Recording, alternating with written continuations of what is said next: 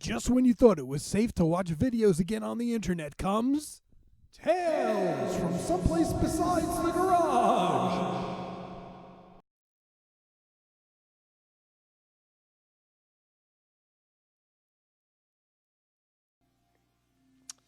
Hey guys, I'm back with another video. I decided to number these differently so that I don't go off on a tangent of not making videos for months on end.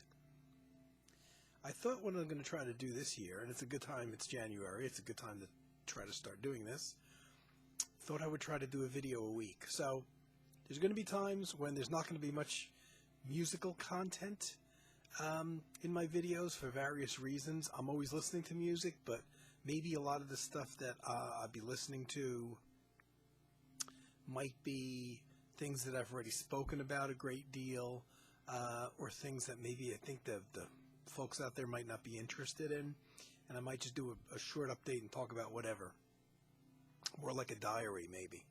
So feel free to skip some of these like this one. And I thought instead of numbering these as I've been, 1, 2, 3, 4, 5, I was thinking of doing it by week. So I just so happened to last week, which was the first week of the new year, of January, I just so happened to have done a video then. And so this is the second week, and here I am doing my second video. I think I'm just going to number them by the weeks in the year. Do one a week for 52 weeks. And then if I'm still alive come this time next year, start at 2021 video number 1. That's what I'm thinking anyway. So because I kind of decided on that format, which would keep me coming on a semi-regular basis, and like I said, sometimes, a lot of weeks I'm listening to the same music that I've already spoken about, old favorites and things like that I don't know. Do you really, want to hear me talk about the same albums over and over again? I might not have much content. Maybe sometimes I'll just come on and talk about maybe what I'm doing with my own music in some cases. This week I was listening to a compilation series that I didn't really, I'm not sure to what extent folks out there would be very interested in, and I was debating whether or not to talk about it when kind of the news dropped, giving me an unfortunate subject matter to talk about, and that is the death of one of my heroes. Just today, well, actually yesterday now, it's past midnight here. One of my heroes, certainly a hero of German jazz, the German keyboard player Wolfgang Downer passed away. Now, he was 84, so, it's not like quite maybe as big a shock as, oddly enough, on the same day Rush drummer Neil Peart died. So I think that's getting a lot of attention. Plus Neil was only 67 and no one knew he was ill.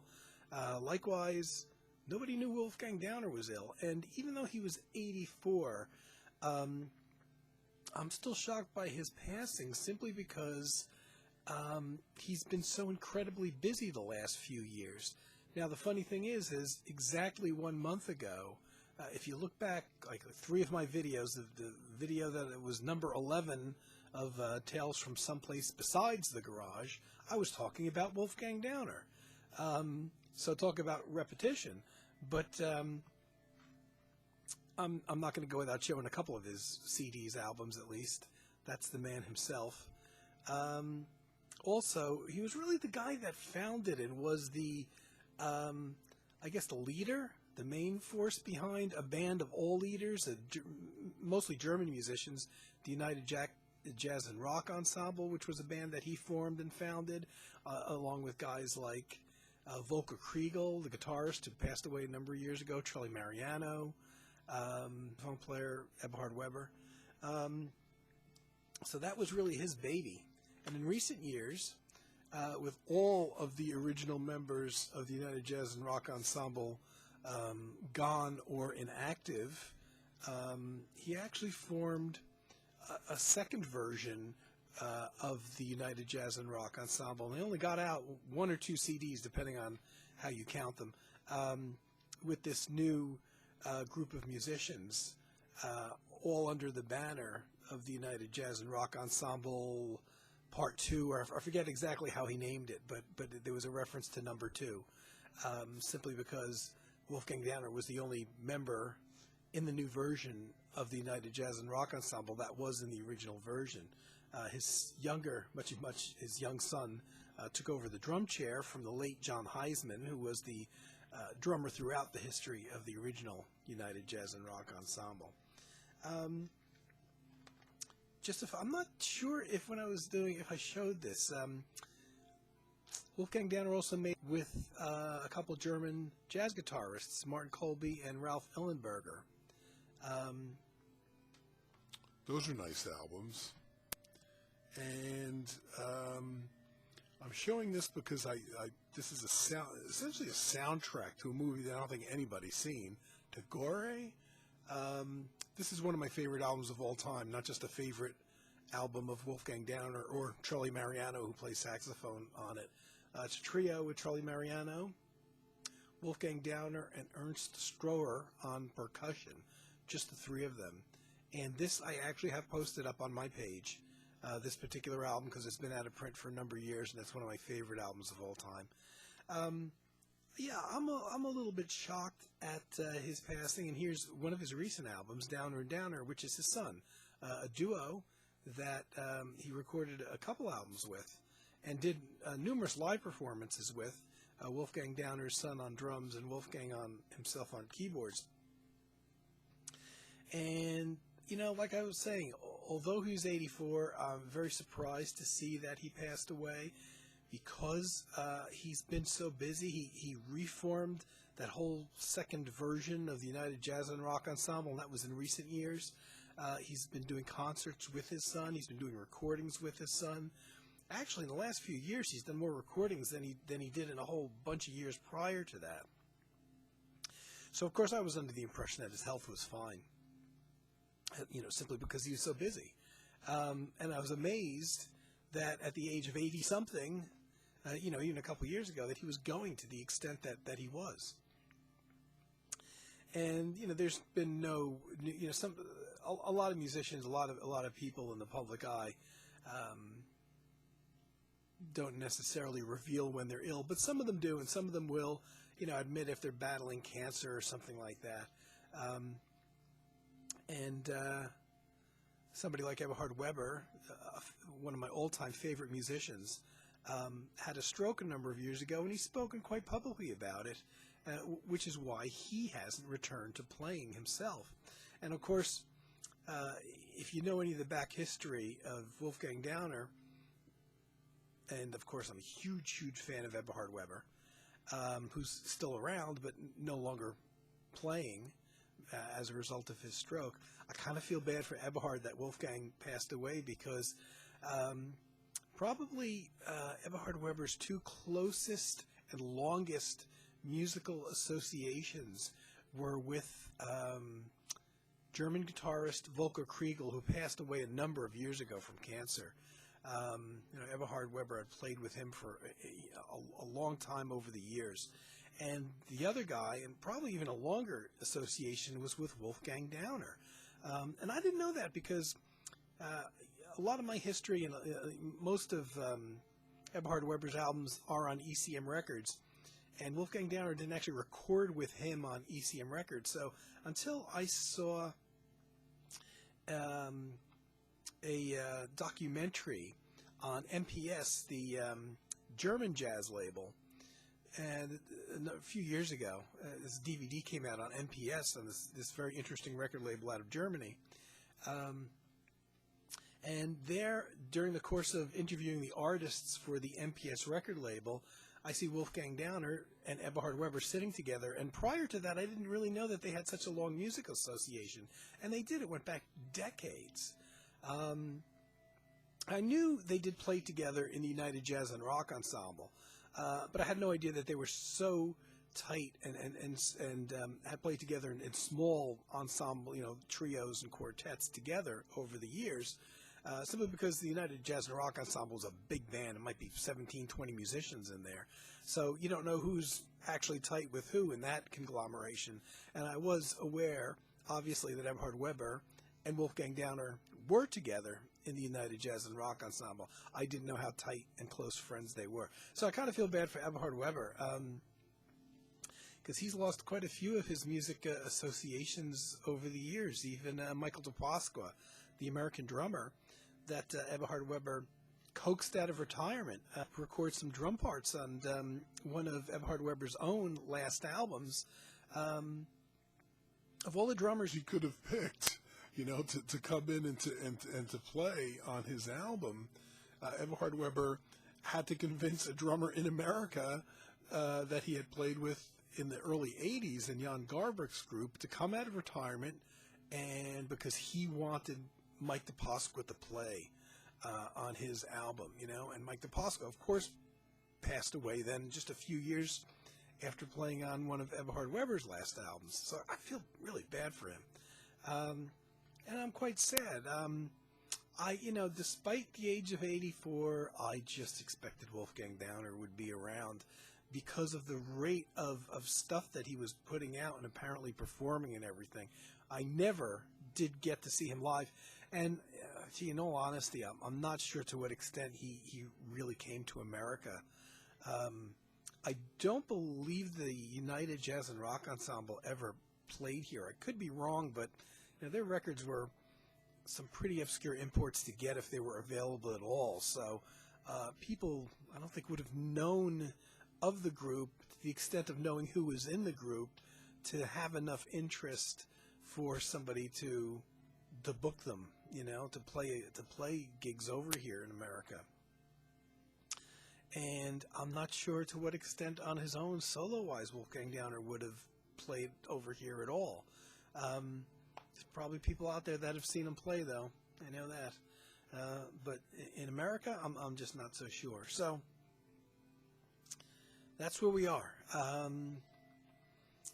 Don't have a lot else to say. A lot of the stuff I've been listening to is probably things I'm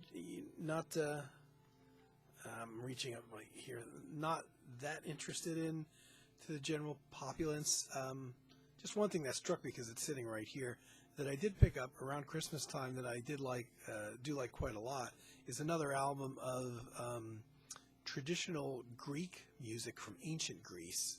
Now, all this is speculation because there was no real musical scores left behind, but there are some kind of artifacts that historians would put together and kind of make assumptions about what the music sounded like, and a lot of the instruments would be left behind, or at least things of what the instruments looked like and what they were made out of. And so there's been a couple, I on numerous occasions showed another album called Music from Ancient Greece, which is really preferable to this one. This is good, but that other one is great, Music from Ancient Greece, which I've had for many years. And I just picked this one up. And this is a lot, even though it's the same concept, playing this ancient music from, what years they even mention, what years they're speculating this stuff is from. Not here that I can see. But both of the ensembles on the other CD that I have, it's a different ensemble, and this one, have to build the instruments themselves because they don't really exist in the modern world. So it's interesting, you're hearing these flutes to a certain extent, but a lot of these very foreign sounding, maybe even like slightly Asian sounding stringed instruments. And a lot of silence in the music, which is what I like. Some wordless vocals and things like that, some light percussion. But the thing I really particularly like about the albums in general that I've heard of ancient Greek music is similar to what I like about traditional ancient Chinese music and Japanese music, and that's there's a lot of silence in the music.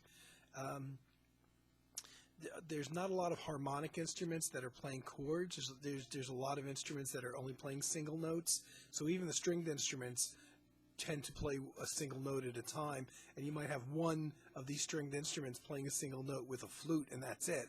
Maybe some light percussion or something. It's not a busy full sound. And the silence is as important as the sound in a lot of cases. So it conveys something different than what you're used to listening to, even if you listen to jazz and certainly, popular music, in that the sonic territory isn't all full of things like, big, thick piano chords or guitar chords or, drum kit type of things, where there's a lot going on. There's a lot of space and silence in music like this. Even when it's not always just quiet, mellow stuff either. This gets a little bit frantic at times, even though the instrumentation isn't, this big, thick sounding thing. But I love this kind of music, and that's one of the, oddball few things that I did pick up that maybe people would be slightly interested in. So I don't, really have a lot to say. I'm going to try to stick to my New Year's resolution, do a once a week video. Again, talking about what I'm listening to, maybe what I acquired. If I'm working on some music and there's something interesting about that, I'll talk about that.